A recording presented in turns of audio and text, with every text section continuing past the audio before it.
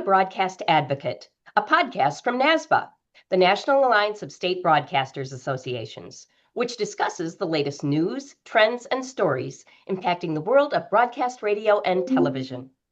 Broadcast Advocate is presented by Local Broadcast Sales, featuring on-demand sales training and revenue development services that work nationwide. Visit localbroadcastsales.com. I am your host, Michelle Vetterkind, President and CEO of the Wisconsin Broadcasters Association, and I'm joined today by my co-host. That's me. I'm Tim Vetscher, News Director at TMJ4, the Scripps-owned NBC affiliate in Milwaukee. Today, we'll be discussing the measures newsrooms can take to keep journalists safe. Al Tompkins is one of America's most respected broadcast journalism and multimedia teachers and coaches.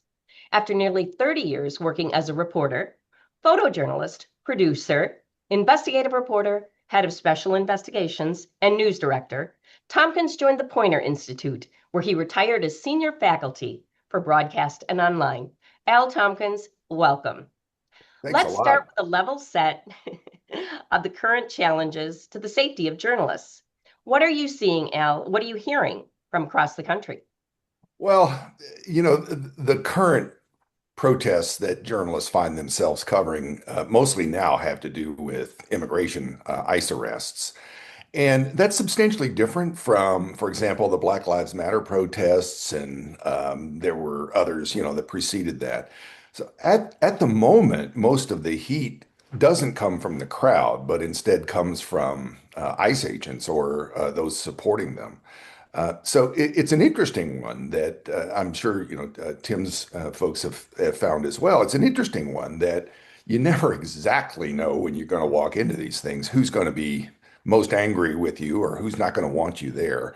There are some consistencies, however, and one of them is look, one of your goals is not to make things worse, right? Your job is to document, tell the truth, tell the story, and that starts with what sounds like an overly simplistic but not at all irrelevant question, and that is, why am I here? Why am I doing this? Am I just covering this because it's interesting video? Or is this actually something that deserves our attention and our airtime? And there are lots of steps along the way, but I want to start with, is this actually newsworthy and why? And so many times over the years, I've been involved with newsroom decision making that has to do with some small group gathering at the state capitol or something, 6 or 8 people marching around, and sometimes they light up the heat a little more by carrying guns in states that have open carry laws. But it's still 5 or 6 people, right? And they're just there to stir things up and make people afraid because they've got guns. And I think there's a serious question to be asked about, are we just rewarding their behavior by giving them that kind of airtime? And there's a way around that. If you feel like they're newsworthy, make sure you include wide shots. Make sure you include the fact that there's only like 5 of them. I actually ran into this in Ohio. Not long ago, there was a protest in front of the state capitol. There were, a handful of people there dressed up in military garb and so on. And in close-ups, if all you did was edit together a bunch of close-ups, it would look like, oh my goodness, this is a January 6th thing, but it wasn't. It was just a bunch of knuckleheads out there, marching around and to no avail. They caused no threat to anybody. They were just there to get publicity. So start with, why are we here? Then how can we cover this and not make it worse? Are we just rewarding their behavior, or do they actually, represent something that is newsworthy and significant? What's the larger context here? And then I think the other question is, how do you explain to the public why you did or did not cover it? And both of those are choices. If you decide that it is newsworthy to cover somebody who's out there, I've covered plenty of Klan rallies and neo-Nazis and so on. And your viewers, listeners, and readers will say, well, why are you out there? If you just quit covering them, they'll quit covering. Well, they might, but they might not. I think you owe it to the public to explain why you're covering this. and why you think this is newsworthy. And then you have to make decisions, Michelle, about what images and sound you're going to use. If you have a crowd, and I've certainly, as I said, been there, I've listened to neo-Nazis and KKK rally people, shouting things that is just patently offensive. Are you going to use that on the air? Well, probably not. But how does the public know what kind of thing is actually unfolding in front of their city hall? I mean, how much of a threat is it? And you have to make some decisions about what you're going to air and why you're going to air it. It also includes showing signs, for example, the banners they hold up or whatever. Each one of those is a decision to air or not to air, and to explain to the public why you did that. You can minimize it. You can minimize it by using close-ups or masking those things by editing the audio. But every time you do that, you're taking away from what actually happened. I would say explain to the public your process and your thinking. It mitigates harm, but it doesn't erase it. I mean, if you make a bad decision and you try to explain it away, it's still a bad decision. But at least you've given some thought to it. So Al, if we answer yes to, those questions you just asked, and we decide we're going to cover whatever it is that's happening, what advice are you giving news directors like myself to ensure that the journalists they're dispatching on assignment to these stories to keep them safe, the journalists themselves safe? Well, let me say, because I've been in your position, Tim, that this is what keeps you awake at night. And Absolutely. this is, I mean, you've got my heart, because on the one hand, you owe it to the public to cover important things. And on the other hand, these are your people and you're responsible. You want to get them home. So before they go out the door, you say to them, when you are feeling too much in danger, if you are in danger, get out of there. Okay? I want you to hear me. I'm not going to reward you. We're not going to enter your things in contests if you take unnecessary risks and do stupid stuff. When you're in danger and you need to get out, get out. We'll find some other way to cover this. So for starters, you make it clear to them that this is not a game. You come back uninjured, and that's absolutely vital. And stick by that. Because sometimes when they take unnecessary risks and you decide to air it, you've actually rewarded, bad behavior. It's you got to be serious about this. So the second thing I would say to you is, when you're going to send people out into risky stuff, don't send them alone. At minimum, a two-person team, and three is better. You have to make serious considerations as to whether you're going to hire security. And if you do, does the security understand your protocols? So sometimes hiring an off-duty cop isn't always your best answer, unless you understand that it's your responsibility to tell them you are now their employer. You have to tell them your values. What are we doing here? What are we not doing here? You remember cases, for example, in, I think it was Colorado, where there was it was Colorado, California maybe, where a security officer ended up shooting somebody who, stole something from them. I mean, there are all kinds of implications here, and you're going to be responsible for those. So it starts with a thorough understanding. That's one reason why when Michelle and Kyle called and said, let's have this conversation, I said, absolutely, because the front end conversation is where you should be starting. Don't wait until you got a protest. Do it now, because this is where you start having those conversations, preparation. Here's the other thing.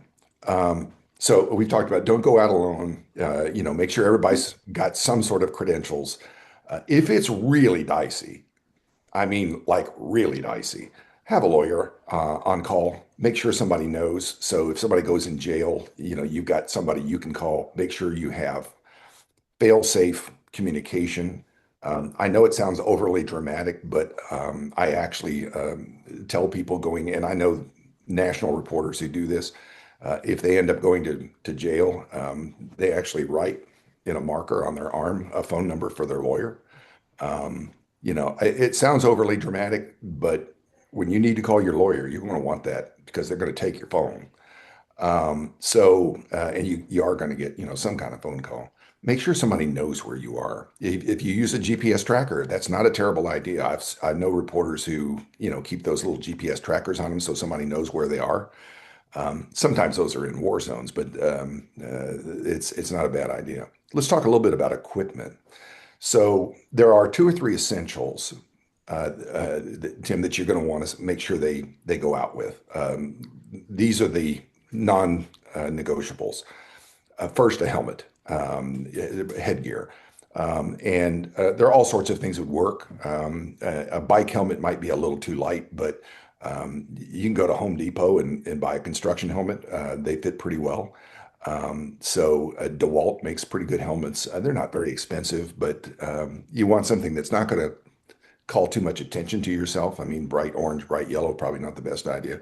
Just be low key. You're just trying to be smart, and you don't wear that unless you need it, because then you'll look like, you're trying to be overly dramatic. If there is tear gas and stuff like that in your future, then there are a couple of things you absolutely must have. One of them is a P100 filtration mask. So these aren't little surgical masks like people sometimes wore during COVID and stuff like that. They're not little paper masks. The P100 filtration mask, absolutely essential if there's going to be tear gas out there. You do not want to be inhaling that stuff. And the little paper ones aren't going to help you. They're not going to help you at all. If anything, they'll hold the tear gas next to your face. You don't want that. Goggles. What you want are impact resistant goggles, not the little plastic ones that you had in high school chemistry class. Impact resistant goggles. Again, you can buy them at any, Home Depot, Lowe's kind of place. They're construction kind of glasses. And usually they're on a sort of a rubber band kind of attachment, an elastic attachment, and they fit pretty well with those helmets. So you can just, get them out of your way. But don't wear these as costumes. I mean, wear these when you need them, hang them off your belt or something like that, or put them in your backpack. You don't want to draw attention to yourself if you can. But those are three things I would start with. Now, here's one other thing that I learned not long ago from someone who was covering one of these ICE protests. ICE started shooting off these flashbangs, which aren't common. I mean, that we didn't see them all that much until things got really dicey during the Black Lives Matter protests and stuff. But they're much more common now with the ICE raids. And the flashbang grenades not only make noise, but they also shoot out sort of sparklers. The problem is if you're wearing anything that has synthetic fiber in them, like a nylon shirt or something like that, one of those breathable T-shirts that people wear, those will melt when a little piece of sparkler hits them. So I always tell people use natural fibers, T-shirts made of cotton, overcoats, sweatshirts, and so on, wool. They're going to be a little warmer, but they're going to protect you. It seems like a small thing, but it's not. What about if you get tear gas? Because there's a lot of tear gas that's used, not only tear gas, but also pepper spray, stuff like that. First, get to fresh air as quickly as possible. Get high, so that stuff gathers on the ground. It's heavier, so it gathers on the ground. You want to seek higher ground, whether it's going up some stairs or going up a hillside, whatever it is, get higher ground as quickly as you can. Secondly, as much as you want to rub your eyes, don't. You've probably got some of the residual on your arms or hands or your fingers, and as soon as you rub your eyes, you're just going to put them right in your eyeball. You don't want that. If you're wearing contact lenses, get them out. Carry an extra set if you want to, but you don't put them in there until all of the irritation is gone. You flush your eyes. Now, this is going to sound a little elementary, but 5 months from now, when you're in the middle of one of these, you're going to remember it. When you flush your eyes because you've got tear gas, you tilt your head back and you flush this way.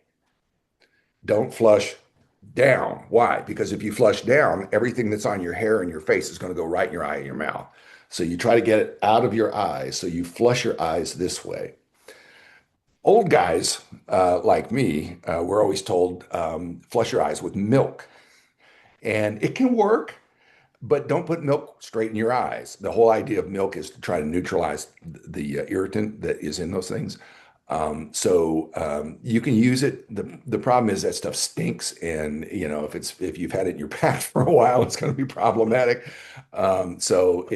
It's not ideal. Once you get to a place where you actually can clean your skin, baby shampoo is the way to go. I have heard people say that they've used dish soap. What's the dish soap ever with the duck, Tim? Dawn. Olive? I've heard people say that they've used Dawn before. Oh, The okay. problem that I think I would have with that is it's really thick, and I don't know that I would want that, on my skin because it's just going to keep making bubbles. Um, so um, uh, Baby shampoo works well because it's oil based and it will help to neutralize that stuff. So those are the really basic things I would say. Always keep fresh water with you, and make sure that you can get to it. Keep extra contacts. Wear glasses if with goggles over your glasses would be a way to go. It's Well, all that, really good yeah. advice. The only thing I would add, Al, on the equipment front is we tell our crews that if a situation in the field becomes unsafe, don't take the time to pack up your tripod, your camera. We can replace all those things. We can't Yeah, replace you. So get out of there, leave the gear.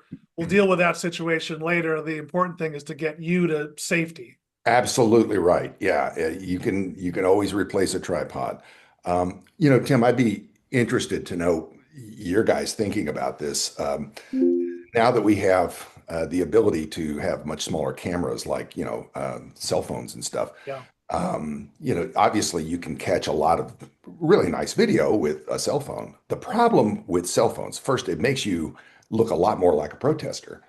So the advantage of having a professional sized camera and looking like, what we traditionally have always thought of as a, TV reporter or camera, a photojournalist, the advantage is you don't look like you're part of the crowd. The disadvantage is that and I know, particularly at nighttime, cameras are magnets for trouble. And it is I don't have a clean answer to this except stay out of the middle. I tell people all the time when you're covering these kinds of protests where there are two opposing sides, whichever side you're standing on, it's going to look like you're advocating that. So get in the middle and get as far away from the middle of things, but stand on the edge. Get out of the street onto the sidewalk and get out of the middle, so that you are as in neutral territory as you can be. I've also heard advice, Tim, that make sure your press credentials are openly available. Well, that comes as a mixed blessing. It depends on what the crowd is thinking about the journalist at that time. Again, in the ICE raids, it could make you a target for the ICE agents, but in other protests where they're hating on journalists, it can make you a target for them. So you got to know the crowd, you got to know the past, know something about the history of the community that you're covering. If there's a long history of having friction with journalists, you need to know that. Yeah. The last thing, and I can almost hear this coming out of Tim's mouth as they leave the station, is don't make things worse with your words. Don't be yelling at people. Don't be just be an observer, but don't add to it. And remember, you are going to have opinions about this. I mean, all of us, I have immigrants in my family. My kids are all adopted from other countries. Do I have thoughts about ICE raids and immigration? Absolutely. Of course I do. But don't take that on the street with you. That's not why you are there. And you are there to report this story however it unfolds. And remember, that's why we are there. And I know people are going to say they're going to know that, because they're around you, Tim, all the time, and they will know that that's where they're supposed to be, but say it out loud anyway, just so you can have said it. Great advice. So how do these security issues affect a journalist's ability to serve their audience? And also how about the effects on the First Amendment? Well, look, I mean, wouldn't it be great if you just go out there and do your job? That would be great, but that's not reality. I mean, the reality, look, Michelle, I was controversial as a news director early on when people they wanted a protective vest. And initially, as a young news director, I said no. we're not going to buy Kevlar vests because that's going to encourage you to go places you shouldn't go. You know, that was sort of a good old day 30 years ago or 35 years ago when things were different. You know, it was different. Journalists were you were more likely to wear your colors, you know, to wear your channel number or your station or whatever, you know, and you go like, I'm channel 6, you know. Those days have long gone. And now you got to be much smarter about the public's attitudes toward the work that we do. And look, I mean, anytime we are covering something that's critical of somebody, anybody, whether it's the administration or the police or ICE or of the protesters, we're going to draw heat on ourselves. So it's important that we recognize that we are not out there alone, and that we are potentially a target. So it makes our job more difficult. Absolutely no doubt about it. First Amendment. All right, so let's remember what the First Amendment is and is not. The First Amendment is a restriction on the federal government to not pass any laws that restrict the freedom of the press. It doesn't give you the freedom to stand on the street. It doesn't give you the freedom to do well, it does give you the freedom to protest as long as it's a lawful protest. You have to realize, First Amendment doesn't give you freedom, anybody, the freedom for an unlawful protest. So the First Amendment restricts Congress from passing laws that says they can regulate the press or any of the other 5 freedoms in the First Amendment: freedom of religion, freedom of assembly, freedom of petition for redress, freedom of press, and speech. I got 5, didn't I? It's important to realize what your freedoms are, and you do not have the freedom to ignore a lawful order from a police officer. Police officer says, get back, get behind the ropes, go over that street, get to this street. You follow that. You follow the law. You follow the orders. You can fight later. You can complain later, but follow the orders because you don't have other legal protections at that moment if it's a lawful order. And them telling you to get back is not an unlawful order. You can say, well, it's a public street. Yes, it is. And this is a lawful order. I mean, police tell you to get off the street all the time. You don't have a legal right to be in the middle of the street unless you have some sort of permit that says you do. Now, it's always a good idea when you know there's going to be some demonstration or protest or something to have a front-end conversation with law enforcement to say, look, we all know that, I mean, Lord knows you guys there had, a political convention there in Milwaukee. I mean, and I remember, and Tim was probably involved, you guys had conversations with law enforcement long ahead to say, what is your protocol? What are your thoughts? Where are these things going to happen? So the sooner you can have those conversations and build some understanding, the better. And not wait until there's a problem. But if there is a problem, address it. You know, that's when you need to be able to say, look, Chief, we need to sit down and talk about this because this is not right. And we need access. And here's the argument I would use on that, Michelle. And this is the sort of thing that state broadcast associations would be really effective for. To remind police and federal officers that coverage of your incident may well protect you as much as it protects any protester. Because when the protesters claim that you have overextended yourself, that you've been violent, that these people posed no threat, but you are there and you can document that what the protesters are saying isn't true, that would work in your advantage. It's not always to your disadvantage for there to be press coverage of any riot. I mean, I can remember lots of those protests back during the Black Lives Matter, even in Minnesota and other places, where police showed incredible restraint. And in a few cases, you know, some officers went out and shook hands with the protesters and knelt before they started pushing people back. And they kept saying, you know, in 20 minutes, we're going to push you back and so on. I mean, there were such incidences, and I think those played very well in the public for the public to see that the police are just trying to do their job and get you out of the traffic. And that's not unreasonable. I think it's right for you to have those preemptive conversations. And when trouble comes up, address it. You're not always going to agree. Sometimes you're going to fight, and I get that. But your goal, the end goal is not to be right. The end goal is to get yourself so you can cover things that are important. Thank you, Al. All right, after this short message, we'll discuss resources to keep journalists secure. Stick around, everyone. This is Mark Moore, General Manager of Local Broadcast Sales. Stations everywhere are starving for practical ways to prepare their sales teams to impress local clients and prospects. Your partnership with LBS delivers exactly that, and you get the credit. 12 world-class member services under one umbrella, built to meet sellers where they are. Training, covered. Tools that get results, covered. New seller certification, covered. All through one powerful LBS partnership. Tell your members to create their free local broadcast sales account at localbroadcastsales.com today. Okay, welcome back. Al, going to put you on the spot here a bit. Can you give us some examples that you're aware of, newsrooms that have been either innovative when it comes to the issue of security or particularly effective when it comes to security and keeping their journalists safe? Well, I'm surprised that more newsrooms haven't done pool coverage. And I think that's one thing that you can do to argue to police that, look, we understand that, you don't want us in the way. You want to be able to do your job and so on. So what we want to do, for example, is to have a drone that we all have access to. That would be one way. Drones can solve a lot of problems because they don't have the noise of a helicopter.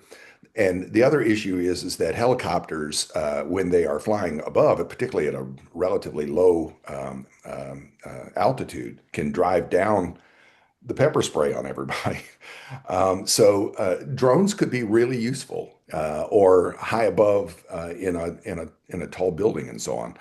There have been some newsrooms that have been experimenting with this, particularly places that have been hotspots. But for whatever reason, that hasn't been widely adopted, and I think that it could be. Now, look, I understand every newsroom wants their own video and wants their own observers and so on. So I get it, but there might be a way for you to lower your footprint and still get what you're trying to get. That's one idea. I think innovation also comes just recently. I did an interview with some professors up at the University of Minnesota, and they had called in the newspaper there in Minneapolis, the Star Tribune, had called in a couple of war correspondents who had been, in active war zones to come in and do safety training for Minnesota journalists and even student journalists. And it included things as basic as how to treat a bullet wound or how to stop bleeding, how to use a tourniquet, and then many of the things that we've discussed here. So it was actual trauma training that they did preemptively before more. It was after the first ice shooting there that resulted, in a death. So preemptive training, I think, is a really good idea. I think the other thing that is useful is for all of you news directors and people in management leadership positions to be able to contact each other. Yeah. And sometimes we're reluctant to do that, because we want to be out there on our own. But the other one that I know of is I've been seeing more journalists, particularly in the freelance world, but I've been seeing more journalists being willing to sort of travel together. So when they're out there on their own, either intentionally or accidentally, they're more willing now to travel with someone else to sort of be that second or third set of eyes. And I think that's really smart. Don't be out there on your own. Look, your competitors and you may not even like me. You may not even like what my newsroom does. But if for temporarily you can watch each other's backs, I think that's a really good idea. I also know of a couple of newsrooms that have had survival training, like personal protection companies come in and talk about situational awareness, and learning situational awareness is a really good idea.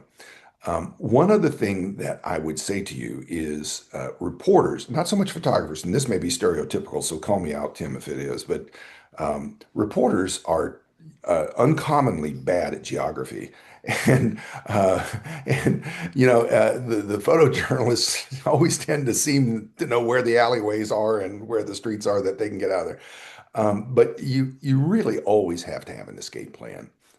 Scenes move, right? So as protests unfold, scenes move down streets, and sometimes it's difficult to remember where you exactly are, particularly if it's not a place where you cover a lot.